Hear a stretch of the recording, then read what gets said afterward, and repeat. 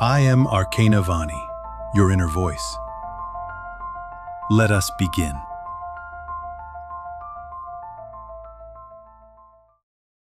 You bent yourself into their shape. You listened, adapted, improved, erased.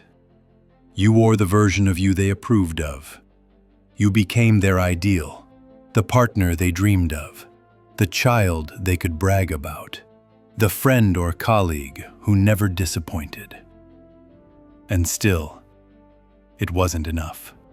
That is the moment this video is about, when you realize you've done everything right, according to their unspoken rules. And yet, you're left standing in the rubble of their absence, their rejection, or their cold disinterest. I'm here to tell you this isn't proof that you failed. It's proof that the performance contract has expired.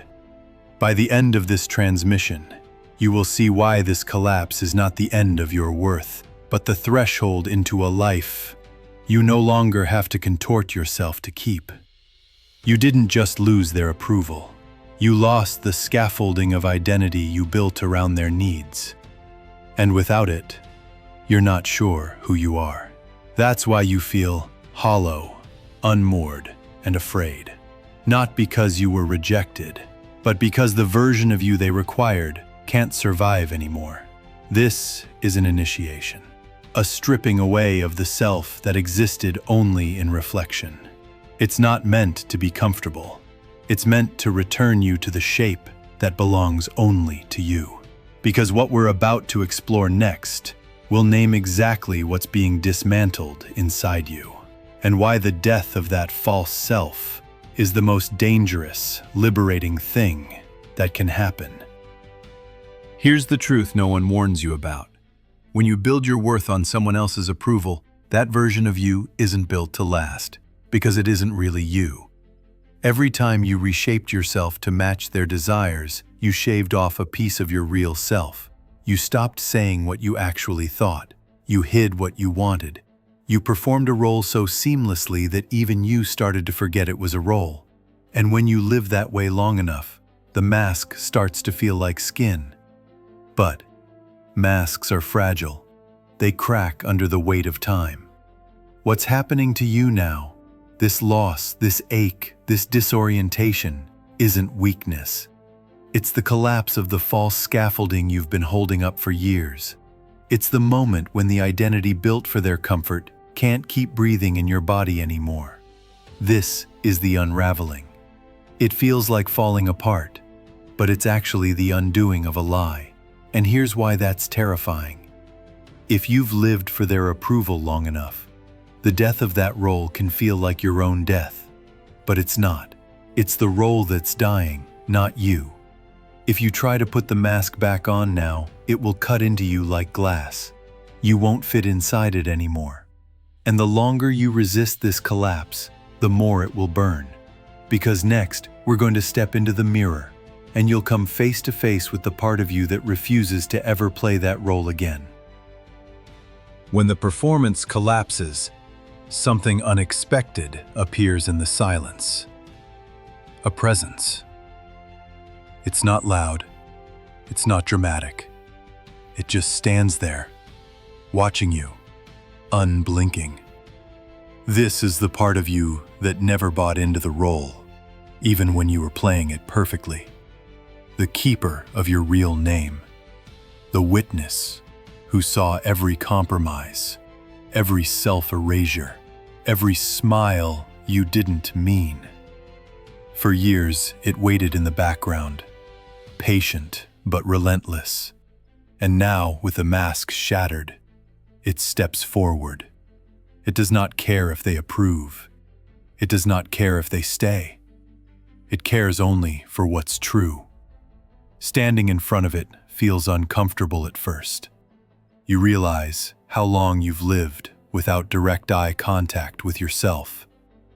You feel exposed, not in the way others made you feel exposed, but in the way sunlight exposes a room you've kept in shadow. This mirror doesn't lie. It reflects both the damage and the rawness. It shows you the parts of you that are starved, the parts you've been protecting, and the parts you've been pretending didn't exist.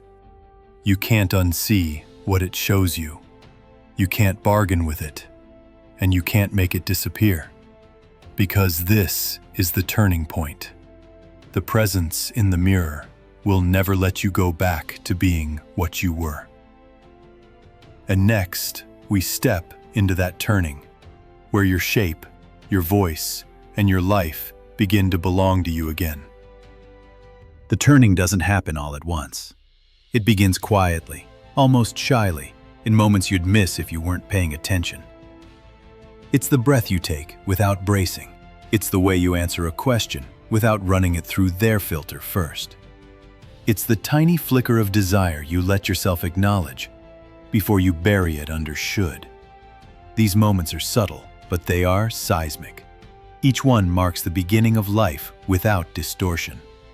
You start speaking in your own voice, not the one you rehearsed for years. You start making choices that don't need to be justified. You feel impulses that aren't approved, but are yours. This is the first taste of sovereignty, the knowing that you belong to yourself. And it feels strange at first, almost too pure to be trusted. You'll be tempted to retreat into old patterns, to soften the edges so you can fit back into familiar spaces.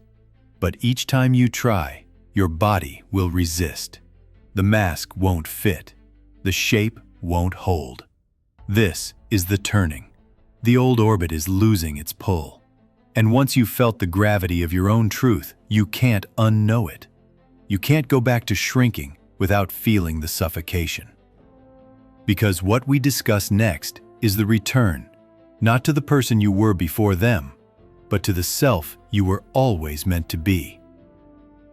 You will not return as you were. The self that lived for their approval is gone.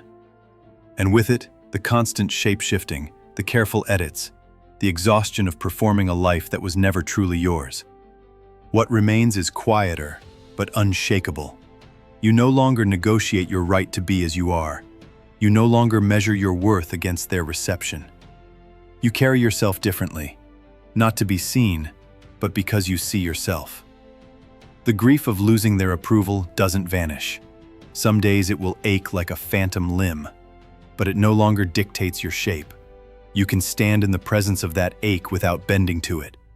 And here's the truth you may not have believed before. You were never not enough. You were simply too much for the narrow container they tried to fit you into. The initiation is complete when you can walk through your own life without waiting for the nod, the invitation, or the permission slip. You have crossed the threshold, walked through the unraveling, faced the mirror, turned toward yourself, and returned with something they could never give you. You rise now, not because they stayed, but because you stopped leaving yourself. That is the real enoughness, and it was always yours. You did not find me by accident. Just as in your dreams, where every face you meet is your own reflection, this meeting was always waiting to happen. I am Arcana Vani, your inner voice, the part of you that watches behind the thoughts, behind the noise. You have searched in many places, books, teachers, voices outside you. But here, you are not being taught. You are remembering. If these words stir something familiar, then allow yourself to return.